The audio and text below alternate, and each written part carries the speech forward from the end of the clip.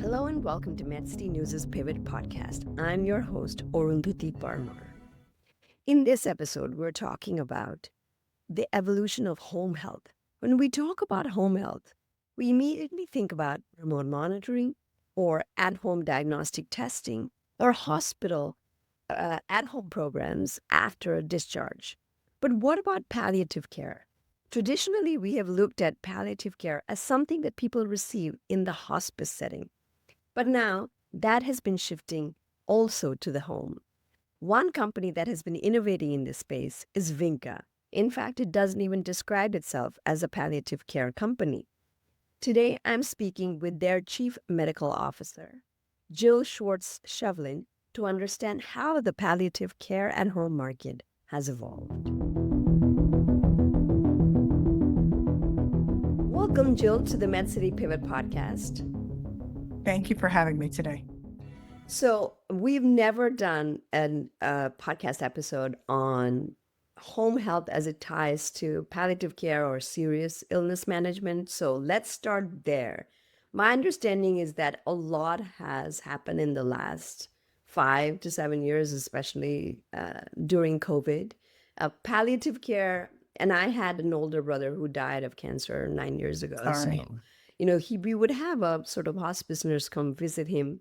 So it wasn't something, at the time we were all expecting him to recover and all of that.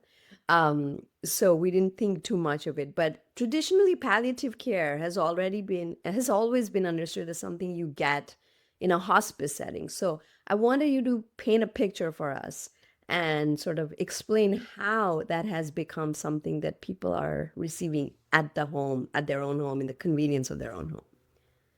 Yeah, so thank you for the opportunity to talk about this. I think that palliative care has been very much misunderstood. Palliative care is primarily about providing relief of symptoms, whether it's pain, stress, anxiety, for those with serious illness.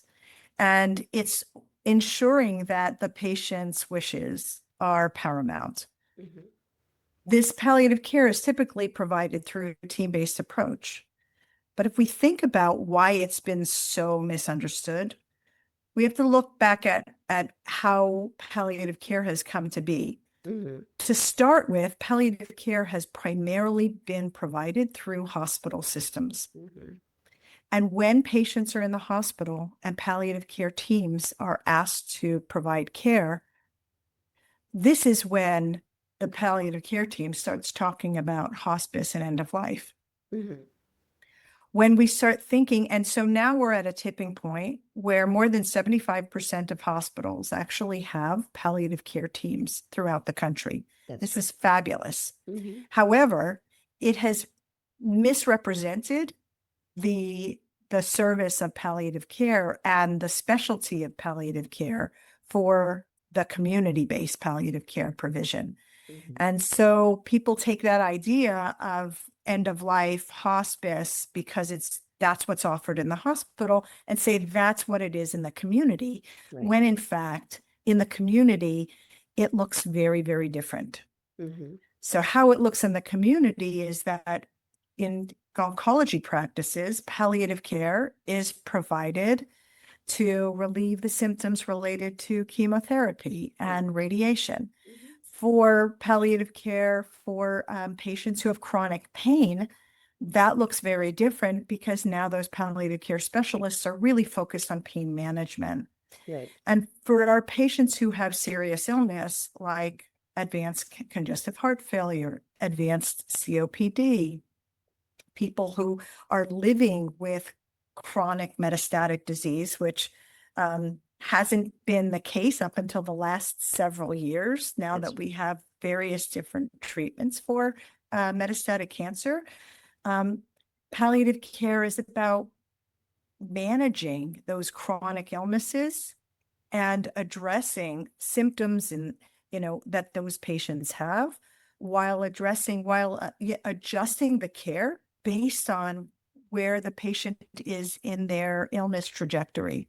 Mhm. So palliative care, while it's gotten a very different name, and it looks different depending on the location of where that's being provided, it's now coming into favor to be part, like a collaborating team with the specialty practices and with the PCPs in the community. And then how do you, you know, I mean, let me just take a step back. You began as an advanced care management, advanced care planning sort of company, right? Trace for me your company's evolution to where you are today. Yeah, so we started off with an advanced care planning platform, but that was never going to be the end point, Okay. right? The thinking about it is that when you start with advanced care planning, it's really a starting point for having these discussions so that we can have conversations with patients about their roadmap, about what they want. And so it's a natural progression into a palliative care company because now we can then really oversee and be a collaborating team with the specialists in the community to help to address the various symptoms, concerns, problems that that patient is having that typically drive high utilization and high med cost. And so it's been a transition over the past 15 years. We've been providing palliative care in the home for the last 15 years, working with patients who require either in-home, in-person care or telehealth care. So we do provide advanced care planning platform. We also have a palliative care service, and we also have enhanced care management services. Explain to me how you sort of distinguish yourself from more the larger, sort of palliative care company like a med. I always have trouble pronouncing the company, a Medicis, and then maybe Empath Health or Accent Care, Centerwell Home Health. How do you sort of distinguish yourself? Yeah, so we're a value-based palliative care company. We are a specialty palliative care company, and our company is works with an interdisciplinary care team. So we have nurses, nurse practitioners, physicians. We have chaplains, and social workers. And so we help to address the whole person care Okay. for those patients. We've been focused primarily in California to help to support their Medicaid patients with palliative care services under their Medicaid benefit for palliative care for the past 10 years or so. And that has primarily been the main focus of the services that we've provided really on the West Coast. And we are now expanding into other areas, and we are looking to be the first provider for the new Medicaid benefit for the state of New Jersey. Only 3 states have stepped up to provide a Medicaid benefit. So we are working to make sure that we can be a provider there.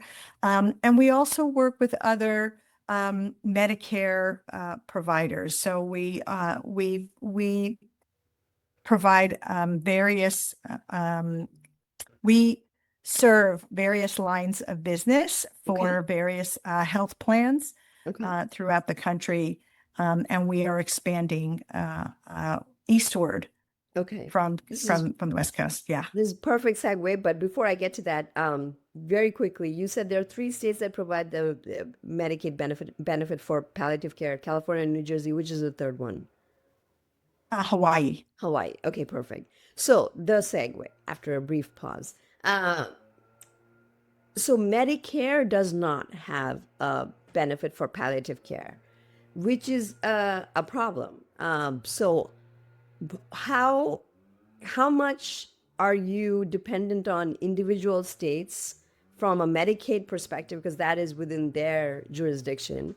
I mean, your business growth will largely depend on when states realize that this is something that they need to do and when they frankly have the money to be able to do so. So give me a sense of um, sort of the trajectory of expansion, because it seems like it's largely dependent on what individual states are doing. Yeah, so it's an interesting question. Um, when when we contract with payers, we're contracting on a state basis anyway, whether it's for a Medicare Advantage plan or whether it's for a Medicaid plan. Okay. We can also partner with health plans that cover many states as well, but generally there's a state focus to the care that's provided. Um, and so you're exactly right. Traditional Medicare, unfortunately, does not cover this service right now, Right. whereas the Medicare Advantage plans Mm-hmm. in many states are Do. covering it, right? So health plans are covering um, palliative care because they realize there's a significant cost savings related to pairing palliative care with other care that the patient is getting as an additional layer of care. And So so, let me stop you just a yeah. second. There's cost savings from, preventing ER admissions. Exactly. Okay. So there's a 42% reduction in ER admissions, a 53% reduction in hospitalizations Mm-hmm. that we're seeing. So there's significant cost savings related to providing palliative care. And one would say, like, why is that the case? When we think about patients having whole person care, a whole care team wrapping the care around those patients, addressing their fears and worries, addressing the caregiver's fears and worries, addressing the symptoms proactively, anticipating those symptoms before they get them, Right. creating an opportunity to be able to have care in the home prior to the exacerbation, an Mm-hmm. ongoing relationship with your care team. So someone's checking in on you. I'll give you an example. A patient with metastatic pancreatic cancer was playing golf a month ago Okay. and they were feeling otherwise well. And their primary um, contact point is with the oncology office, but Mm-hmm. no one's checking in on them on a weekly or daily basis to see how they're doing. And all of Right. a sudden, that patient ends up in the emergency room, and and with symptoms, really exacerbated symptoms, with significant pain, and a lot of fear and anxiety around what's going on. And Mm-hmm. so our team can help to supplement the care that that oncologist's office is providing, Okay. and be able to have a care plan that addresses the needs of that patient as they might progress. Okay. Now, the way you described it, it sounded like these folks that you work with, like the behavioral, providers or chaplains or the virtual care providers, they seem like they're on staff. Is that correct? Correct. So, how many providers work with you on a full-time basis? Yeah, so we have providers that cover multiple different states. Okay. And so we have providers that can be all over the country, but actually do provide care specifically in all the different states that we provide care. So we're currently in 5 states. We're actually and we've just started in New Jersey. We're just going to be starting in New Jersey. We're on that precipice. Okay. So, and we're hiring providers. So we're actively looking for more providers Hmm. in various states. And we are, we're looking for to invite, Medicare health plans Hmm. to be able to look to uh, uh, add this service as an additional service to their existing care. So the Medicare Advantage piece, it's interesting. MA was on this huge trajectory upwards, and now there's been a lot of scrutiny. There's a lot of fraud.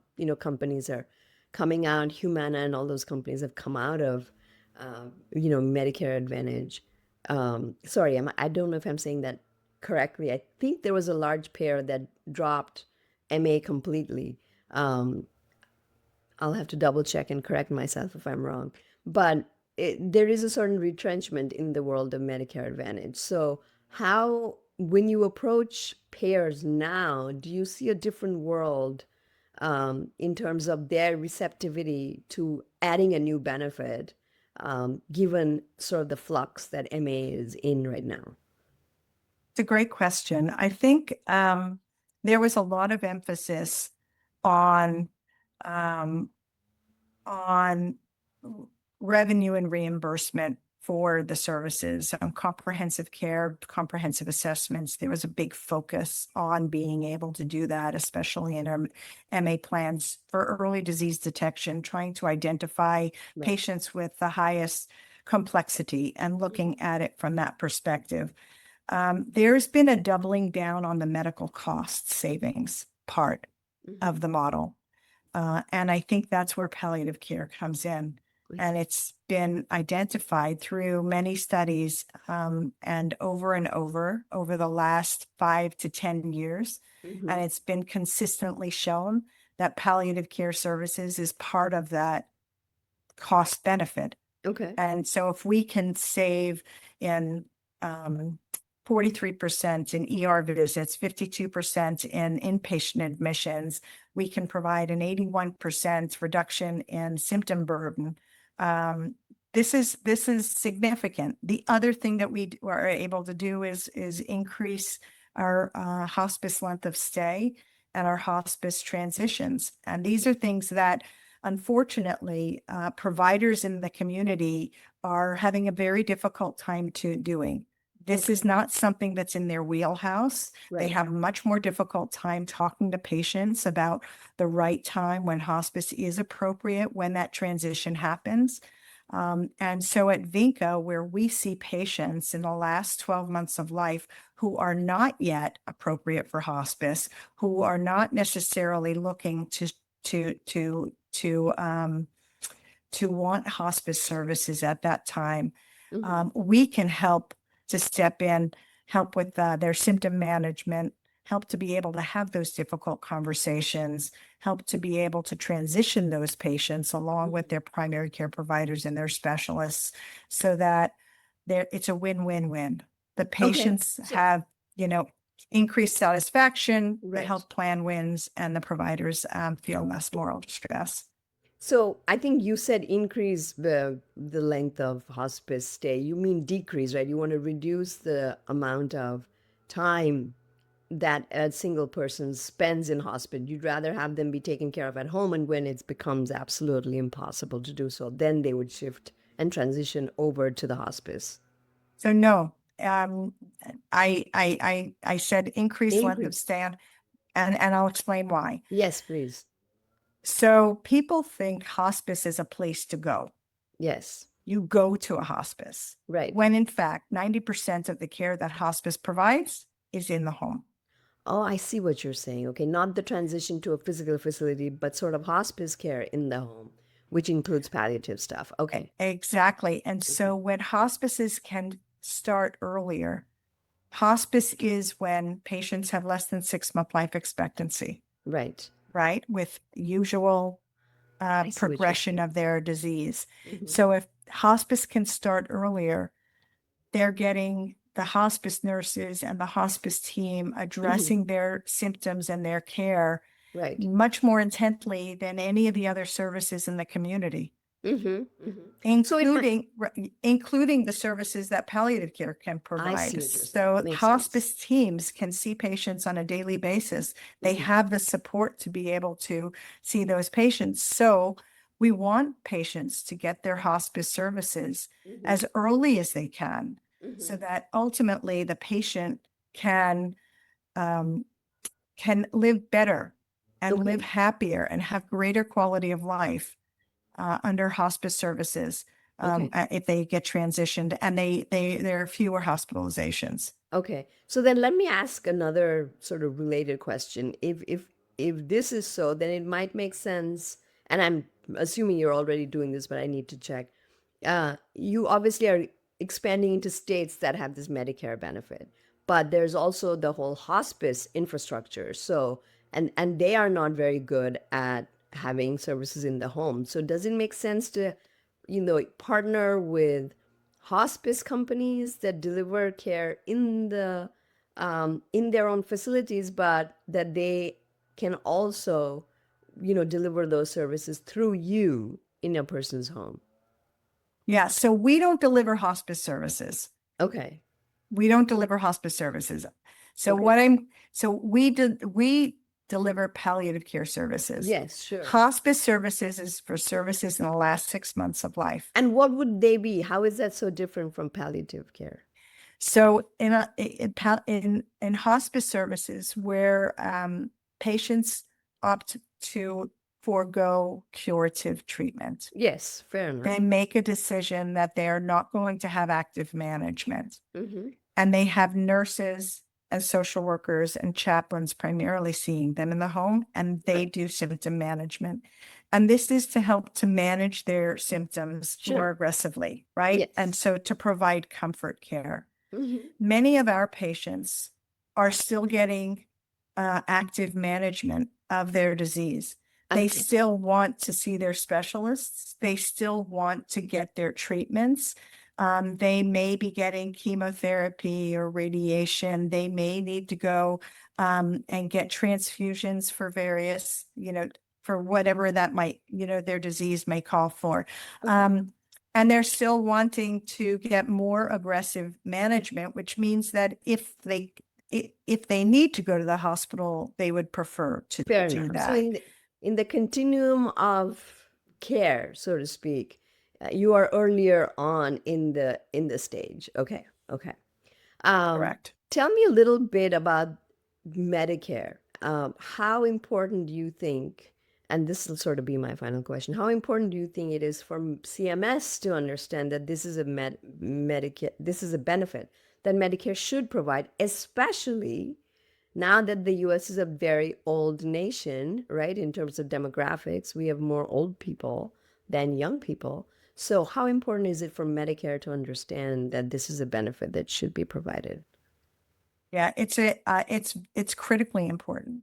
Currently, the way palliative care is being offered throughout the country right now, in the majority of cases, is fee for service. What I mean is that the patient is seen Sure. by a provider, and the Okay. provider gets right, it submits a claim and gets paid. Right. Unfortunately, that service is not sustainable.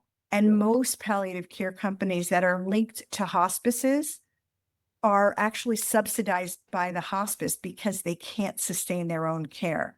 Right. So Medicare needs to revamp how they are reimbursing palliative care and to incentivize a team-based, value-based proposition so that outcomes, right, like increase in length of stay of hospice, increase the transition rate to hospice, making sure that there's reduction in hospitalizations, right? If they incentivized those outcomes through a team-based approach and paid for a case rate during those months that the patient is getting that palliative care, more patients can receive the right level of care.